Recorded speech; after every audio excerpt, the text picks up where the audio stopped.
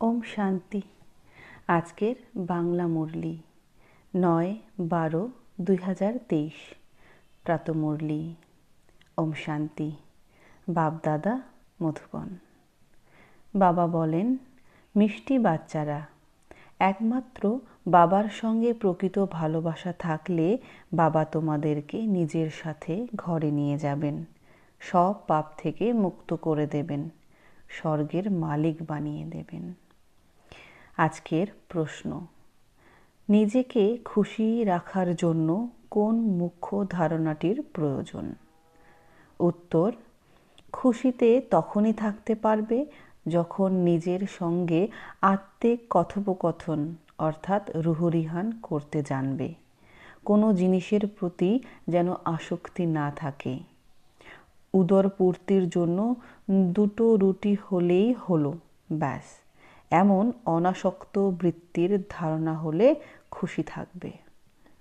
জ্ঞানের মনন করে নিজেকে খুশিতে রাখো। তোমরা হলে কর্মযোগী।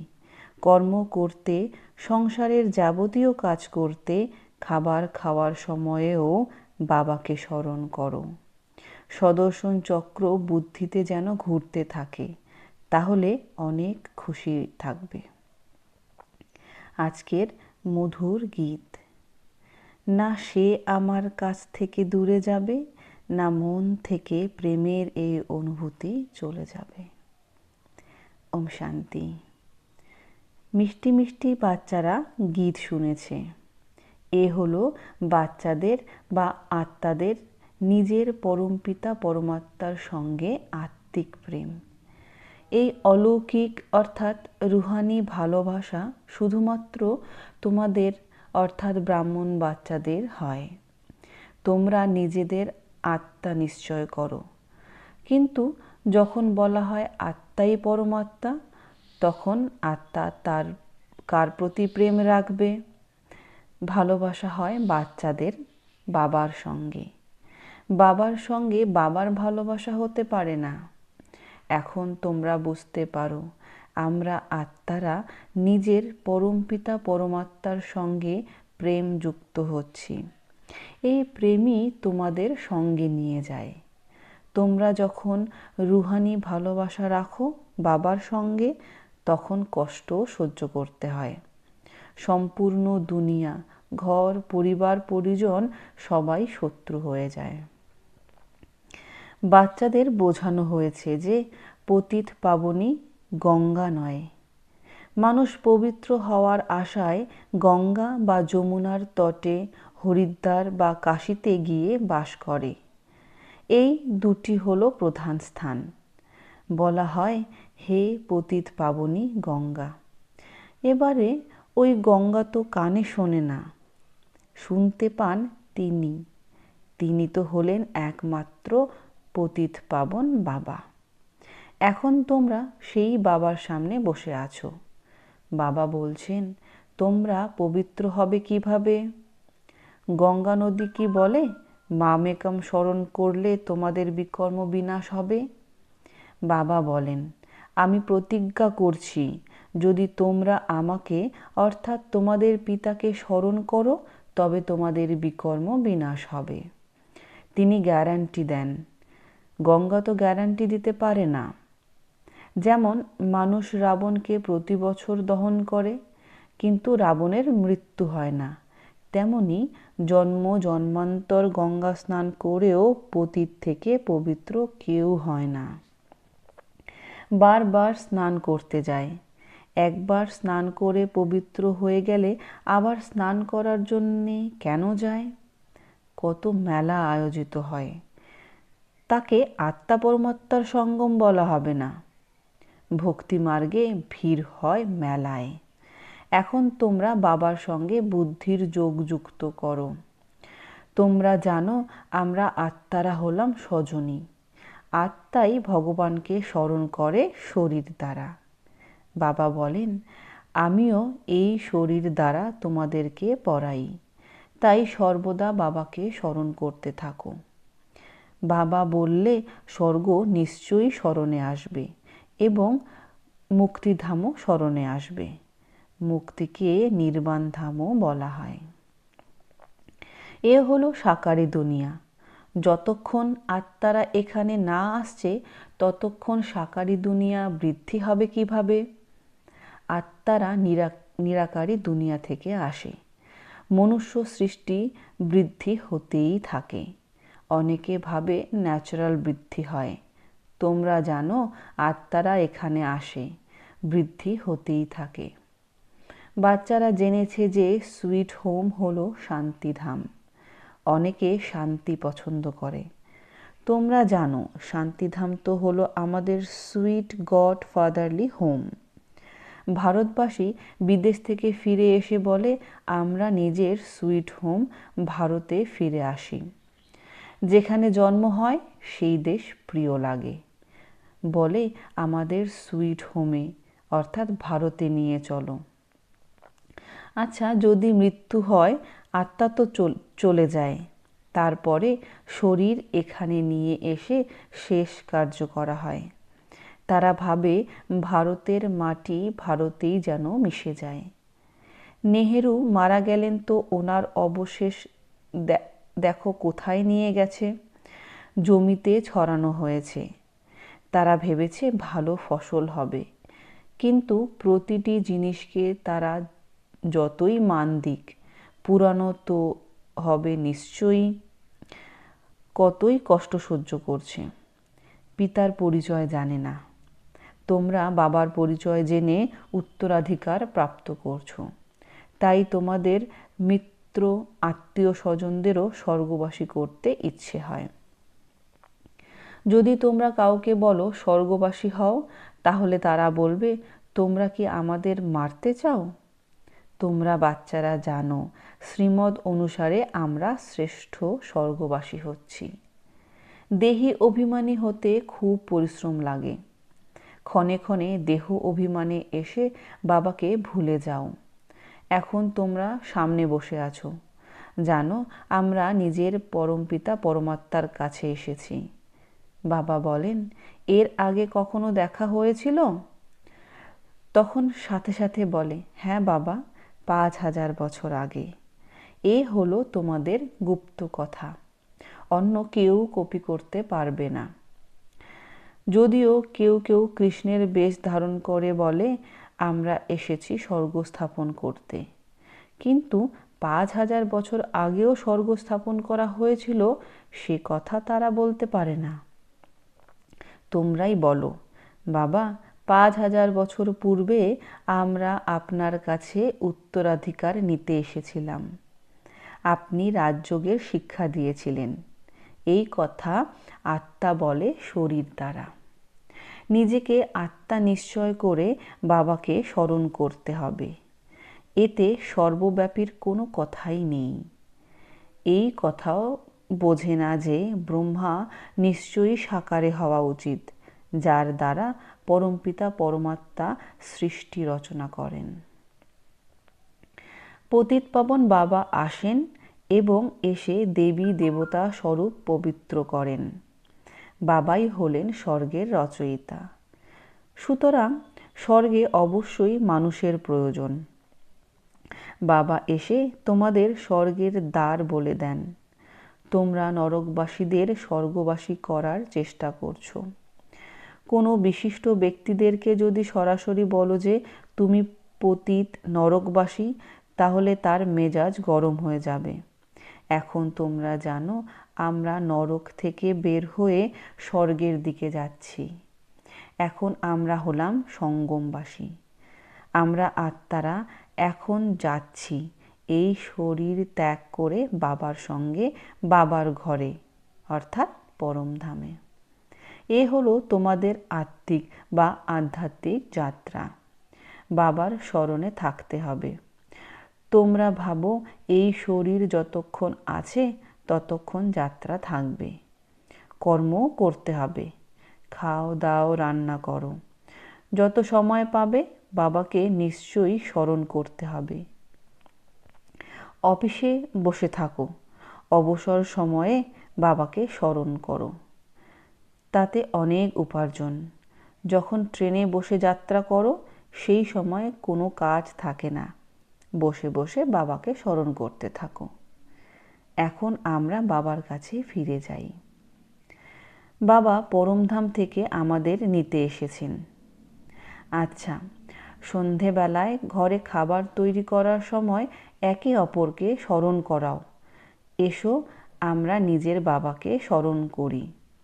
একে অপরকে পয়েন্ট শোনাও। আমরা হলাম সদর্শন চক্রধারী। বাবা বলেন, তোমরা হলে লাইট হাউস, পথ বলে দাও। উঠতে বসতে চলতে তোমরা হলে লাইট হাউস। একটি চোখে মুক্তি, আরেকটিতে জীবন মুক্তি। স্বর্গ এখানে ছিল, এখন নেই, এখন তো হলো নরক। বাবা আবার স্বর্গ স্থাপন করছেন।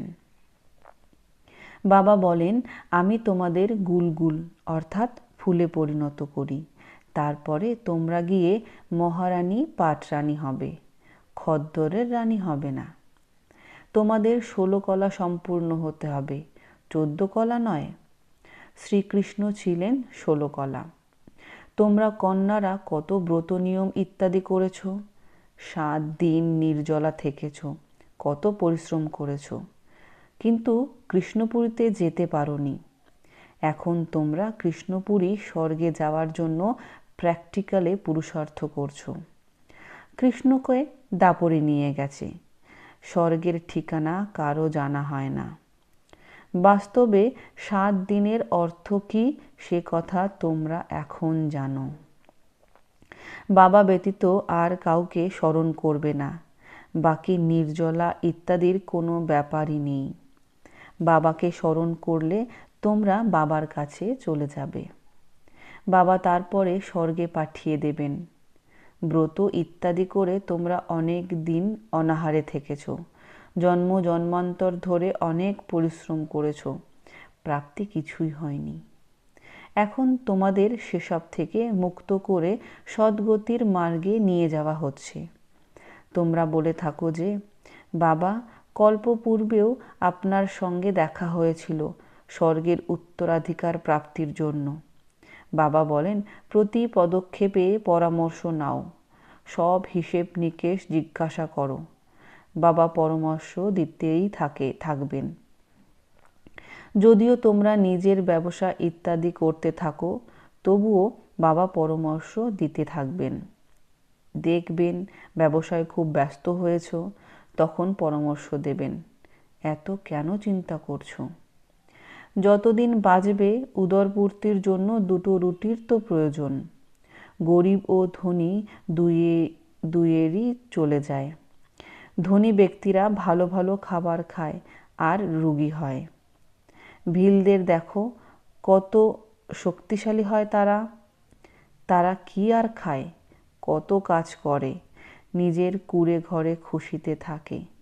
সুতরাং এই সময় তোমাদের অন্য সব আশা ত্যাগ করা উচিত। 2টো রুটি খেয়ে পেট ভরে গেলেই ব্যাস। বাবাকে স্মরণ করতে হবে। তোমরা হলে আত্মিক সন্তান, তোমরা হলে পরমপিতা পরমাত্মার প্রেমিকা। বাবাকে যত স্মরণ করবে ততই বিকর্ম বিনাশ হবে এবং যাকে স্মরণ করবে তার সঙ্গে মিলিত হবে। অনেকে সাক্ষাৎকার করতে চায়। বাবা বলেন, ঘরে থেকেও তোমাদের সাক্ষাৎকার হতে পারে। শিব বাবাকে স্মরণ করলে তোমাদের বৈকুণ্ঠের সাক্ষাৎকার হবে, কৃষ্ণপুরী দেখতে পাবে। এখানে তো বাবা তোমাদের বৈকুণ্ঠের মালিক করছেন। শুধুমাত্র সাক্ষাৎকারের কথা তো নেই। আমাকে স্মরণ করো, কারণ আমি তোমাদের ফিরিয়ে নিয়ে যেতে এসেছি। শিব বাবাকে স্মরণ করতে হবে, তিনি কৃষ্ণপুরীর মালিক করবেন। এইসব কৃষ্ণ করবে না। শিব বাবাকে স্মরণ করলে তোমাদের বৈকুণ্ঠের বাদশাহী প্রাপ্ত হয়। এখন তিনি পরমধাম থেকে এসেছেন, আগের কল্পেও নিশ্চয়ই এসেছিলেন, তবেই তো মন্দির ইত্যাদি স্মারক রূপে তৈরি হয়ে আছে, তাই না? শিবের মন্দির আছে, শিব জয়ন্তীও পালন হয়, তাই না? কিন্তু ভারতে কিভাবে আসেন এই কথা কারো জানা নেই। কৃষ্ণের দেহে তো আসেন না, কৃষ্ণ থাকেন সত্যযুগে। শিবের বিশাল মন্দির আছে, কৃষ্ণের মন্দির এত বড় নয়। সোমনাথের মন্দির কত বড়! কৃষ্ণের মন্দিরে রাধাকৃষ্ণকে বহু অলঙ্কারে সজ্জিত দেখানো হয়। শিবের মন্দিরে অলঙ্কার ইত্যাদি দেখতে পাবে না।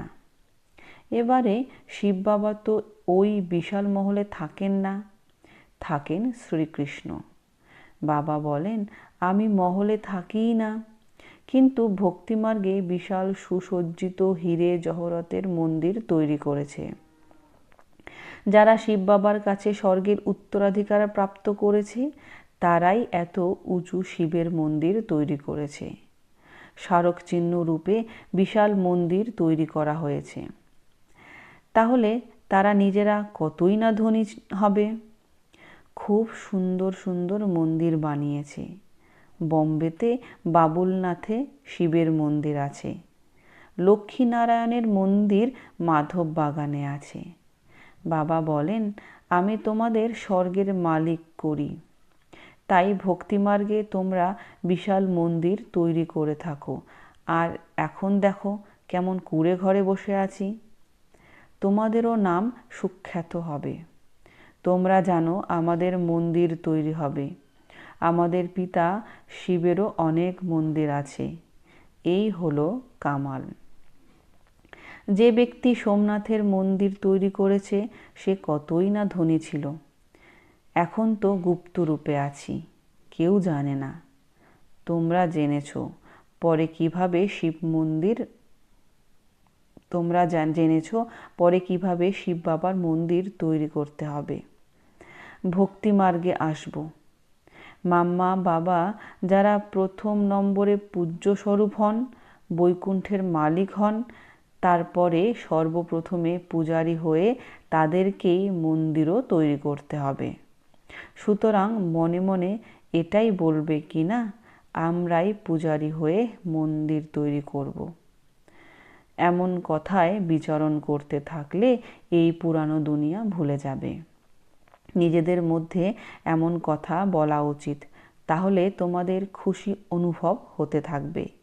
নিজের সঙ্গে আত্মিক বার্তালাপ অর্থাৎ রুহরিহান করো। সুপ্রিম রুহ বসে আত্মাদের অর্থাৎ রুহদের মন ভালো করেন, এই জ্ঞানের দ্বারা খুশি করেন। তোমরা বলে থাকো যে আমরা পুনরায় এক কল্প পর এসেছি, অনেকবার বাবার সঙ্গে মিলিত হয়েছি, উত্তরাধিকার প্রাপ্ত করেছি। নিজেদের মধ্যে এমন এমন কথা বলা উচিত। তারপর তোমরা হলে কর্মযোগী, ঘরে থেকে রন্ধন ইত্যাদি করো, তাহলে খুশিতে থাকবে। তোমরা 84 জন্মের হিস্ট্রি জিওগ্রাফিকে জানো। এখন আমরা ব্রাহ্মণ হয়েছি, তারপরে দেবতা হয়ে রাজত্ব করব, পূজারী থেকে পূজ্য হব, তারপরে প্রাসাদ ইত্যাদি তৈরি করব।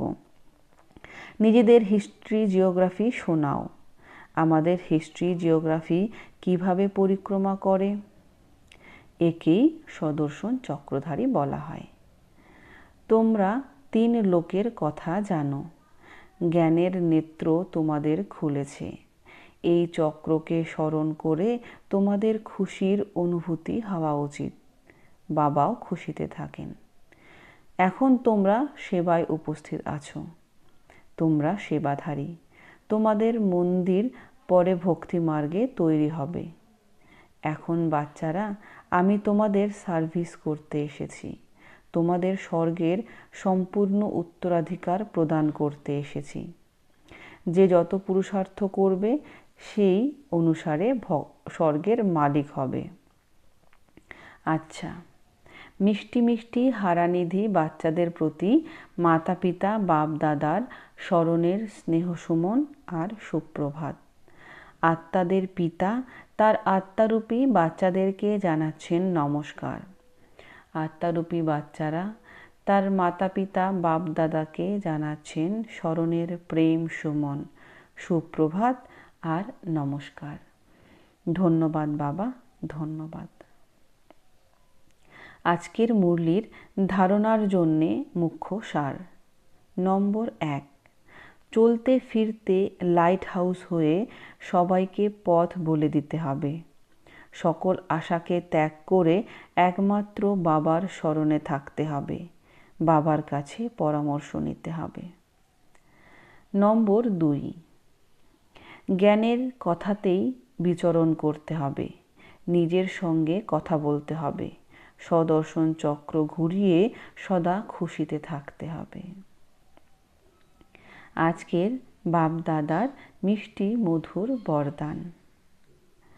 যোগের রৌদ্রে অশ্রুর ট্যাঙ্ককে শুকিয়ে ক্রন্দন প্রুফ হওয়া সুখ স্বরূপ ভব। কোনো বাচ্চা বলে যে অমুক ব্যক্তি দুঃখ দেয়, এই জন্য চোখে জল এসে যায়। সে যদি দুঃখ দিয়েও থাকে, তোমরা তা গ্রহণ করছো কেন? তার কাজ হলো দেওয়া, তোমরা নেবেই না। পরমাত্মার বাচ্চা কখনো ক্রন্দন করে না। ক্রন্দন করা বন্ধ। না চোখের জল আর না মনে মনে ক্রন্দন করা। যেখানে খুশি থাকবে সেখানে চোখে জল আসবে না। খুশি বা ভালোবাসার কারণে চোখে জল এলে তাকে ক্রন্দন করা বলে না। তো যোগের প্রকাশে অশ্রু ট্যাঙ্ককে শুকিয়ে দাও। বিঘ্নগুলিকে খেলা মনে করো, তাহলে সুখ স্বরূপ হয়ে যাবে। আজকের স্লোগান। সাক্ষী হয়ে পার্ট প্লে করার অভ্যাস হয়ে গেলে টেনশন থেকে ঊর্ধ্বে সততই অ্যাটেনশন